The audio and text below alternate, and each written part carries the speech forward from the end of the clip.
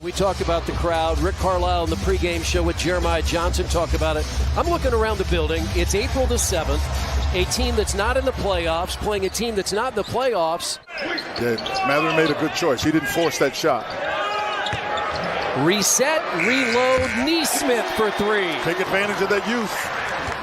But you got to have a body that can take the crack you're going to get going to the basket sometimes. Ivy goes inside. Duran puts it in. Ivy has really gotten better control of his game.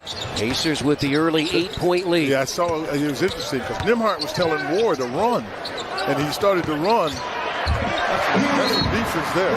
That's enough for Casey to call a timeout. I know, like you said, I know I can shoot. I know I was able to get moved. I know I was able to get downhill. I know I was able to, play in the post, but just doing all that consistently. Now I'm making reads. Teams are going to start to go. Well, the man I am today is because of my parents. My little sister, the guys. Take the village. That's what they talk about a lot. And it took a village to get me here. And that was my village right there. Every day we know what's going to be when we get here and come into practice. And he's very keen on his principles. And oh my! I know y'all saw that. Yeah. And we wanted to finish there. But no, speaking just to what I've seen this year personally. You look at the top deck over there by the Kroger Sky deck, and it's just filled out every single game. You bring up a great point. Defensively is definitely our next biggest jump. Something we've already talked about, as a unit, and something I think Rick has challenged. Really, the whole coach staff has challenged us to go into the offseason with that mindset. I mean, excuse me, fellas.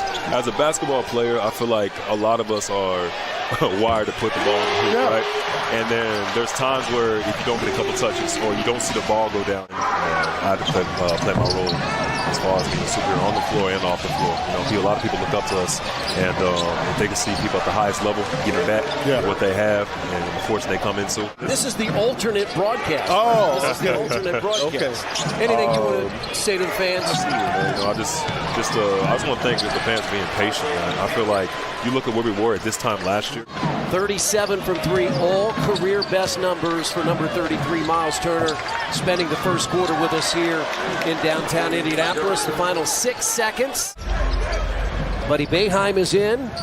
Ivy, Corey Joseph, and Ivy lets it fly again. Yeah, he really has found the range there, and he's obviously gotten some strength. Ivy missed everything, lands in the hands of Jared Roden. And now Joseph gets the rebound. Pacers gave up those points to some pretty good teams. Boston, Milwaukee, Philadelphia. Here's Heel, drives and got it. He beat Boeheim to the basket. In offense, you have a pretty good feel of what you're doing. Everything kind of flows because it's instinctive. So that's the difference. And what happened, and I thought at the end of the year, Chris? It's hard to judge some of the numbers from 10 years ago to now, but we would agree, when you give up 130 plus, hard to win. Chris, for me, I didn't even go back 10 years. Pacers won here back in October. Then the two teams split a pair of games. Back-to-back games in Detroit. That's another basket by Rote. That's the NBA versus just basketball. Bagley, Killian Hayes, and he launches and hits another three. He had 2 double-doubles. Asking for Isaiah Jackson to check in coming up. Probably to get James Johnson. And Nembhard with the basket.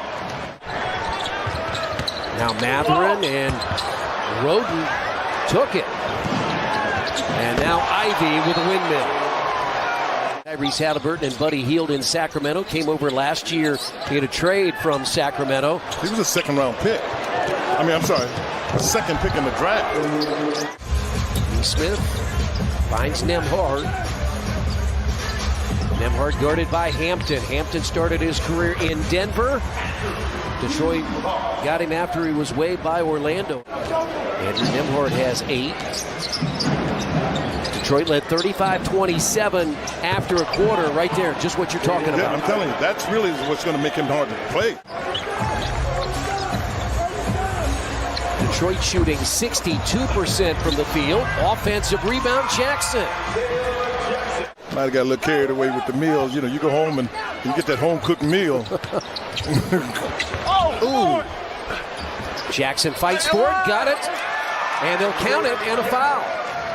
They were thrilled to have him around, but you're thrilled for the continuity, because that becomes important. Because one of the things that I think this is what you'll start to see develop here, because that's the best way, for you to develop it, if you will, that continuity. Here's Wara with his second dunk of the night. Yeah, we like the first one. Yeah.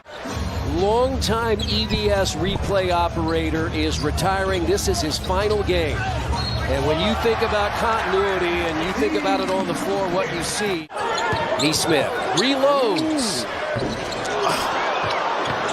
And Wara got the offensive rebound. Yeah, he rebounded the miscapture. Because a lot of our fans don't know much about it. And I don't think many people in the league know a whole lot about it. He's got a chance to be a good, solid center. Detroit's trying to do is give Weissman time on the floor. Jackson ate that one up. And now Matherin lays it in the other way. I looked at Ivory, and he was talking about goaltending. Load management is, I would say, not desirable. The reality is, if you're injured and you come back, and particularly with soft tissue, he being Weissman, he must have some of those these new shoes that you can walk around in. Because you notice he hadn't been quite as productive of late. Yeah. He's major time. This Roden's having a night. Yeah, when you're that good a shooter, though, you can't let that bother you. I'm a discontinued dribble. And Ivy down the lane. Yeah, because he read Wara coming from the weak side to try to help on the inside. 3 minutes to play, third quarter. And now York. His first of the night. I'll tell you what that was. That was James Johnson getting York a shot. I'm sorry, I couldn't. Yes, she has. She's been terrific. Keeps us in gear, keep you on those promos. That's right. And been kind enough tonight. Final 20-plus seconds. Hayes in the corner to Hampton, now to Joseph. And Corey Joseph, as he's done all year against his former team, has made threes. Same five that ended the quarter. Roden misses, rebounded by Heel. This is the first time I've seen the ball advance up the court quickly. You see what you get with it? That defense is all the way flat.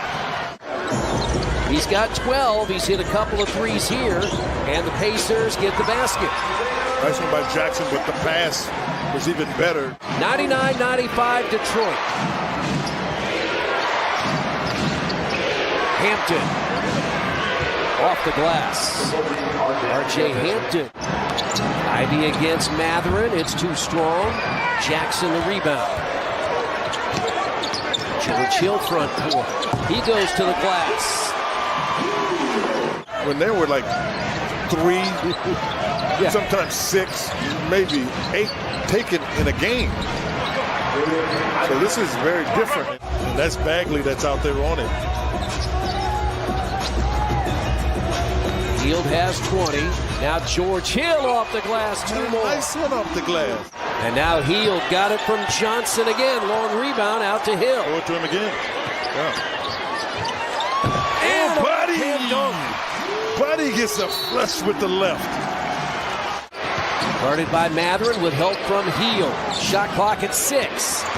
Joseph at the feet of Ivy. He did it on the board. I knew he'd get it on the board. I thought it was important to share that little tidbit. 10 of the last 11 games, opponents have scored at least 20 points off Indiana turnover. That's the guy you got to take a hard look at him, too. Ivy gets inside, out to Corey Joseph. Guess who? But we'll also celebrate here the fans of Indianapolis. Yes. Because that's really what this is about. Appreciating the fact, to your point, and part of the reason I think we'll agree, that's why it went so fast. Yeah. Because we were at the point, we're just enjoying it, and before you know it. Matherin is going to take it, link to the floor. And he's going to lob it up, and it's off the rim, and that's it. In the final